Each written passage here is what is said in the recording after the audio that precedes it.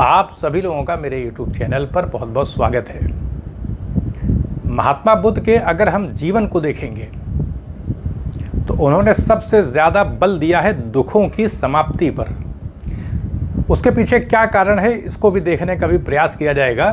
फिर बाद में हम ये देखेंगे वीडियो में कि बौद्ध धर्म को हम धर्म की कोटि में रखें या दर्शन की कोटि में रखें। इसका मूल्यांकन तो महात्मा बुद्ध के उपदेशों को जांचने परखने के बाद ही किया जा सकता है कि बाद में किस तरह से डेवलपमेंट हुआ। अगर हम देखें तो महात्मा बुद्ध ने, जब भी महात्मा बुद्ध से ईश्वर के बारे में पूछा जाता था तो वो मौन धारण कर लेते थे। यानी ईश्वर की सत्ता के बारे में ना तो उन्होंने ये कहा कि ईश्वर की सत्ता है और ना ही खंडन किया, क्योंकि महात्मा बुद्ध का उद्देश्य दुखों की समाप्ति पर था। निर्वाण की प्राप्ति लोगों को हो सके इसके लिए दिशा दिखाना था। ऐसे प्रश्नों में महात्मा बुद्ध नहीं गए जिनको जान लेने के बाद भी हमारे जीवन से दुखों की समाप्ति तो वैसे भी नहीं होगी। तो इस आधार पर आत्मदीपो भवा की जो बात आती है कि हम जब निर्वाण प्राप्त कर लेंगे तो वास्तविकता हमको खुद ही पता लग जाएगी। तो इसलिए दुखों की समाप्ति पर सबसे ज़्यादा उन्होंने बल दिया है। अब हम ये देख लेते हैं कि दुखों की यानी दुख की उत्पत्ति क्यों होती है, क्या कारण है। जैसे महात्मा बुद्ध ने बताया कि दुख है, ये महात्मा बुद्ध का कथन है, दुख है। अच्छा, है का मतलब ये नहीं है कि दुख किसी स्थान विशेष में है, बल्कि इस पूरी सृष्टि में है वो। अच्छा, क्यों है, एक प्रश्न उठेगा कि दुख है तो आखिर है क्यों और दुख है क्या। तो दुख का मतलब ये होता है कि हम जैसे आनंद का अनुभव करते हैं, सुख की अनुभूति करते हैं, तो उसमें जो हमारी मुद्रा, हमारे जो भाव होते हैं उसमें एक प्रसन्नता रहती है। दुख में इसके विपरीत भावनाएं रहती हैं, बेचैनी रहती है, भय रहता है, डर की बात रहती है, भयभीत रहते हैं, हम आशंकित रहते हैं, शंका रहती है। सारी विपरीत, जितनी भी विपरीत बातें हैं वो दिखाई पड़ेंगी। तो सवाल है कि आखिर ये विपरीत स्थिति कैसे निर्मित हो जाती है, क्यों ये दुख में चीज़ें चली जाती हैं। क्योंकि हम सारी चीज़ों को महसूस कर रहे हैं, अनुभूति के स्तर पर ही सारी चीज़ें होंगी। हमारे मन के अंदर दुख की उत्पत्ति होगी, विपरीत भाव पैदा होंगे। तो कारण क्या है? कारण इसलिए है कि महात्मा बुद्ध बताते हैं, अनित्यतावाद का सिद्धांत देते हैं। अनित्य का मतलब है जो चीज़ हमेशा एक जैसी न रहे। जैसे हम ले लेते हैं कि अगर किसी के स्वभाव में बहुत उदारता है और किसी भी प्रकार का समयगत परिवर्तन नहीं हो रहा है तो हमेशा उदारता की ही स्थिति रहेगी। और अगर किसी के स्वभाव में क्रोध की स्थिति है तो फिर हमेशा क्रोध ही रहेगा, क्योंकि अगर हम किसी चीज़ को नित्य मान लेते हैं तो फिर हमेशा क्रोध की स्थिति रहेगी। और अगर हम प्रेम का पहलू ले लेते हैं तो हमेशा प्रेम का ही एक भाव दिखाई पड़ेगा व्यक्तित्व में।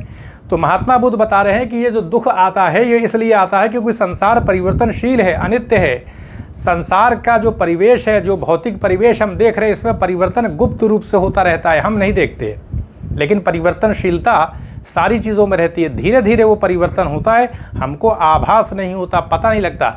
जिस पृथ्वी पर हम चल रहे हैं वो भी प्लेटों से बनी हुई है। और देखें, पहले महाद्वीप तो एक ही थे, पैंजिया महाद्वीप था, बाद में उसका विखंडन हुआ, अलग अलग महाद्वीप बन गए। तो कहने का अर्थ ये है कि संसार परिवर्तनशील है। अब संसार जब परिवर्तनशील है तो जब भी परिवर्तनशीलता की बात आएगी तो मानी सी बात है कि हमारी भावनाओं में भी तो परिवर्तन होगा, हमारे व्यवहार में परिवर्तन होगा, अनुभूति में परिवर्तन हो जाएगा। तो कोई चीज़ एक फिक्स नहीं है। तो इसलिए दुख की स्थिति आती जाती रहती है। ऐसा नहीं है कि सिर्फ दुख ही दुख है, ये नहीं बता रहे महात्मा बुद्ध, लेकिन महात्मा बुद्ध ये बता रहे हैं कि अंतिम जो रिजल्ट है, नतीजा है, वो दुख के तौर पर ही है। जो सुख हम प्राप्त करते हैं तो कहीं ना कहीं उसके अंदर भी एक भावना रहती है कि सुख हमसे छिन न जाए। हम ऐश्वर्यपूर्ण जीवन जी रहे हैं तो कहीं ना कहीं डर रहता है कि ये छिन न जाए। तो इस प्रकार से परिवर्तनशीलता के वजह से, प्रतीत समुत्पाद के वजह से चीज़ें परिवर्तनशील रहती हैं। एक प्रश्न उठेगा ना कि संसार क्यों परिवर्तनशील है, तो महात्मा बुद्ध बताते हैं कि प्रतीत समुत्पाद के आधार पर। अच्छा, ये प्रतीत समुत्पाद है क्या? ये समुत्पाद शब्द जो आता है उसमें एक शब्द है उत्पाद। उत्पाद बात है प्रोडक्ट हम कहते हैं। जैसे हम फैक्ट्री में मशीनों से कोई चीज़ बनाते हैं, बैग बनाते हैं, जो भी प्रोडक्शन हम करते हैं तो उसमें प्रोसेसिंग होती है, तब कोई चीज़ बनती है। जैसे मोबाइल बनता है, उसी आधार पर प्रतीत का मतलब होता है अपेक्षा रखकर। अच्छा, अपेक्षा रखने का क्या मतलब है कि जैसे दही अगर मान लिया हमको चाहिए तो हम किस चीज़ की अपेक्षा करते हैं, किस चीज़ का हमको प्रबंध करना पड़ता है, हमें दूध का इंतज़ाम करना पड़ता है, उसको अरेंज करना पड़ता है। दूध फिर एक प्रक्रियागत अवस्था से गुजरता है और फिर वो दही में परिवर्तित हो जाता है। तो इसलिए अगर हमें दही को प्राप्त करना है, घी को प्राप्त करना है, मक्खन बनाना है, तो हम मिट्टी से नहीं बना सकते, हम जल से नहीं बना सकते। अगर बना सकने में सक्षम होते तो फिर दूध का प्रयोग करने की आवश्यकता नहीं थी, हम मिट्टी से ही बना लेते, लेकिन उसके अंदर क्षमता नहीं है वो चीज़। इस आधार पर हमें किसी न किसी चीज़ की अपेक्षा रख करके किसी काम को करना पड़ता है। तो पूरे संसार में सारी वस्तुओं के संबंध में यही पर निर्भरता का एक पक्ष दिखाई पड़ता है। कोई भी चीज़ अपने ऊपर स्वतंत्र रूप से निर्भर नहीं है, दूसरों से जन्म होता है वस्तुओं का। यानी जन्म का मतलब क्या है कि जैसे हम किसी भी चीज़ को ले लें तो कोई चीज़ स्वतंत्र होकर के पैदा नहीं होती है।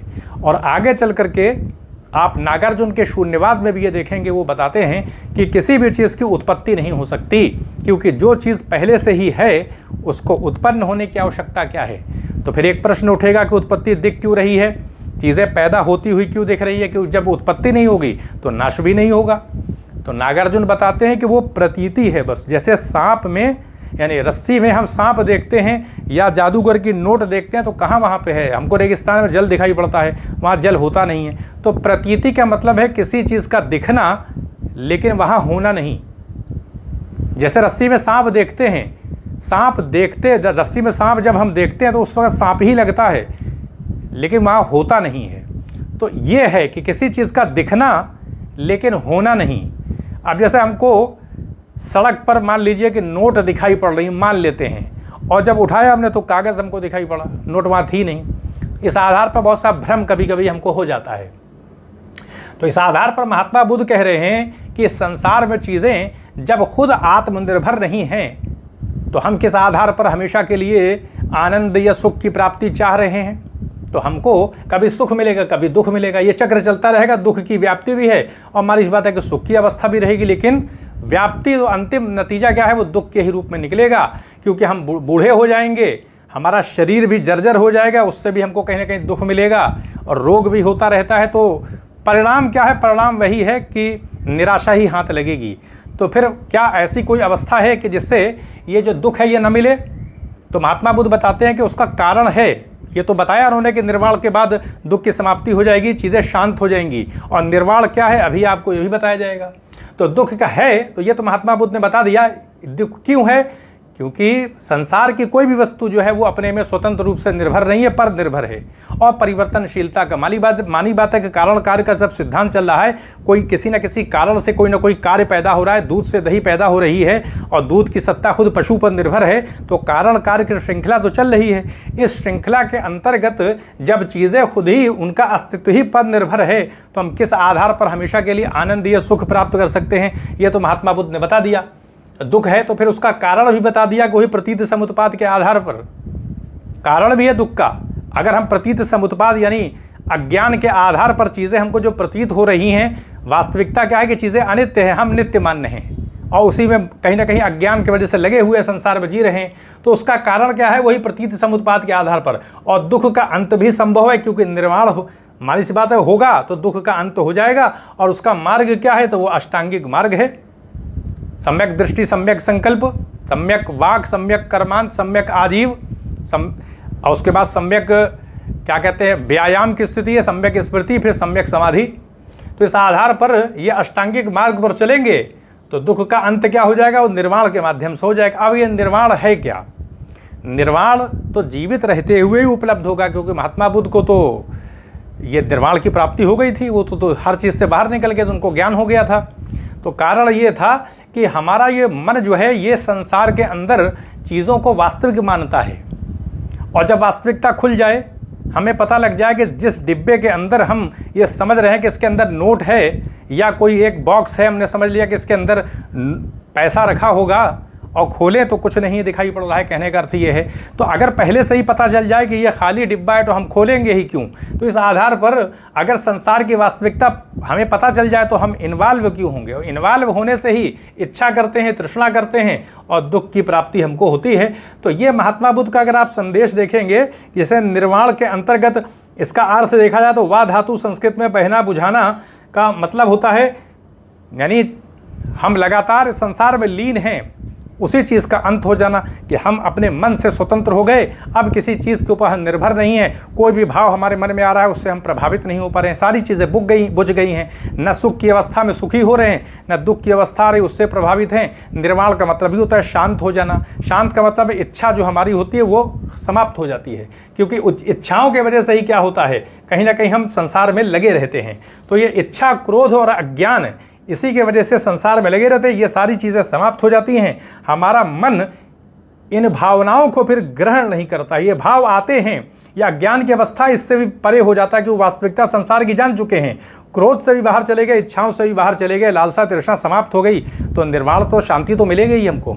तो इस आधार पर महात्मा बुद्ध ने बताया है। तो अगर हम इसको देखें तो इस आधार पर महात्मा बुद्ध का जो सिद्धांत है वो सरल है, पूरी तरीके से व्यवहारिक है, इसमें कोई धार्मिक पक्ष इतना नहीं है कि हम कोई एक मूर्ति बना लें और उपासना करें, इस प्रकार का कोई भी पक्ष आपको दिखाई नहीं पड़ेगा। पूरी तरीके से निर्वाण चरित्रगत मामला है, जिसमें हम सम्यक संकल्प, सम्यक वाक का प्रयोग कर रहे हैं।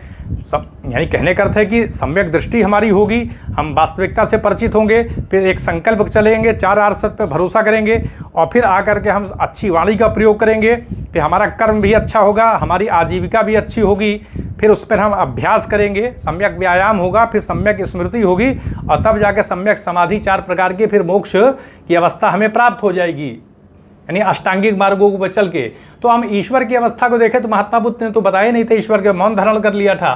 तो इस आधार पर अगर हम देखें तो डिपेंडेंट ओरिजिनेशन की जो थ्योरी है, प्रतीत समुत्पाद, उसी को महात्मा बुद्ध ने बताया। जिसने प्रतीत समुत्पाद को समझ लिया उसने धर्म को समझ लिया। अब हम आते हैं दूसरा पहलू लेते हैं कि महात्मा बुद्ध ने सारनाथ में संघ की स्थापना तो कर दिया था, जो उनके 5 ब्राह्मण शिष्य थे उन्हीं के आधार पर संघ की स्थापना तो कर दिया था।